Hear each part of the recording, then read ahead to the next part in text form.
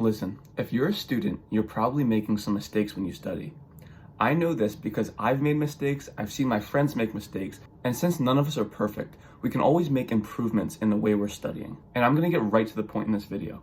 I'm gonna give you 3 mistakes that you might be doing and why they're so important.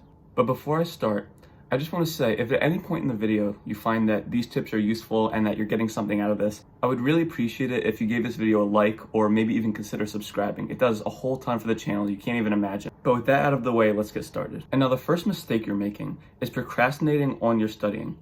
If you're the kind of student who likes to study maybe a day in advance of the test, as opposed to spacing your study session out over the course of several days, your performance is going to be suffering, but not in the way you think. It's not that you're not going to do well when you procrastinate. Personally, throughout college, I procrastinated a whole ton and still gotten A's in the classes that I procrastinated in.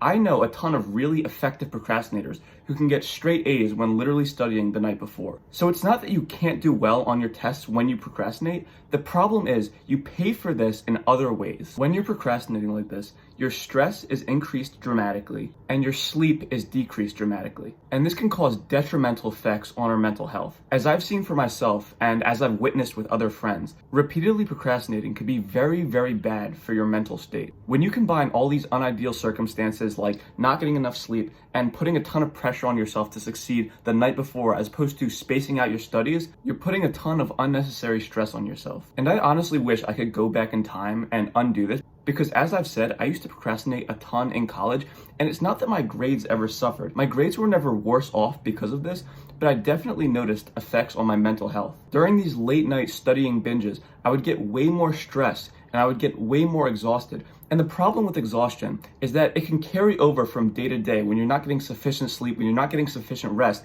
If you're constantly procrastinating and pushing off all your work and you're having these late night study marathons, it's very difficult to get back into the flow of normal life and a normal sleep schedule. Especially because procrastination is very easy to compound. Once you do it once, it's much easier to get the ball rolling and keep doing it again and again as you form this bad habit. So procrastinating is a problem, not because it will ruin your test performance, but because of the horrible effects it can have on your mental health and its ability to cause overall exhaustion and sleep deprivation. So we've established that sleep deprivation is horrible, it's not good for your mind, it's not good for your mental health. However, now I'm going to take a different stance on sleep.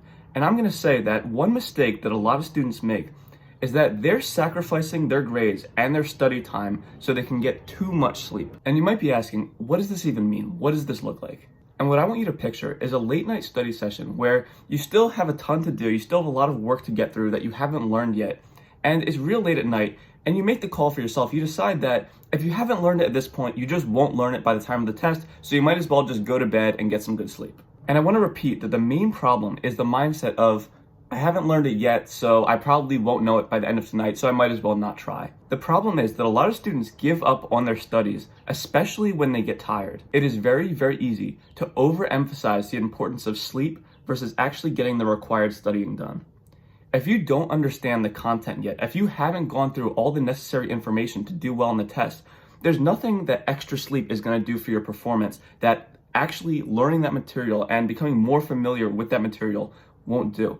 Of course, if it's super late at night, say it's 3 a.m. and you've already gone over the essentials, there's no sense in repeatedly looking at more work. At that point, yeah, you need some sleep. You need to get some rest before the test.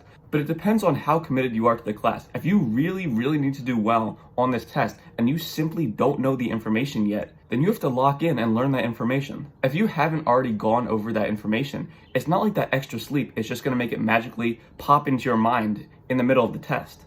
And obviously, sleep is unbelievably important, but what I want to prioritize in this mistake is people who prioritize sleep religiously. Of course, we want to do everything we can to minimize sleep deprivation and minimize those late night study sessions. There are some times where quite simply, we might just need that time to study. And there's nothing wrong with that. Even though it's not ideal, even though it's not fun, sometimes you will just need those hours to study for the test coming up. And ideally, you're not procrastinating. Ideally, you're not even putting yourself in the situation.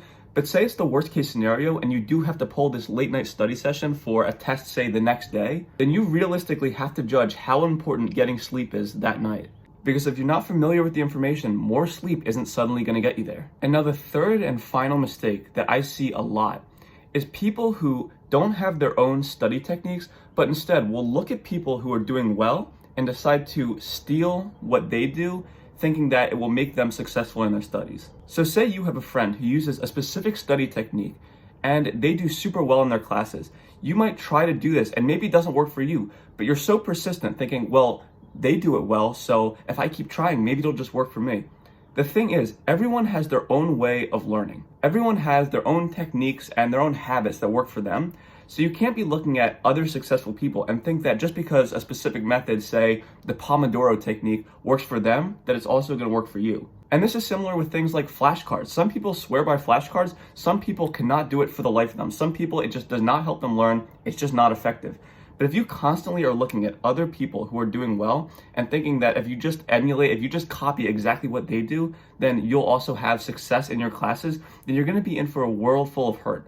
Again, everybody learns differently, and for the most part, there are no right ways to study or wrong ways to study. It's just about what works for you. Personally, I've always been the kind of person who likes to just read off the slides that the teacher provides me. Some people love highlighting or rewriting the notes for themselves, going over past exams. There's tons of different ways to do it, but you can't go about it thinking that if you just copy the techniques of people who are more successful than you, then suddenly you'll do really well. It just doesn't work like that. But listen, experiment a little bit, find different study techniques that you see are working well for you, and do those more. Do the things that work for you, not what you see other successful people doing. So those were the 3 mistakes.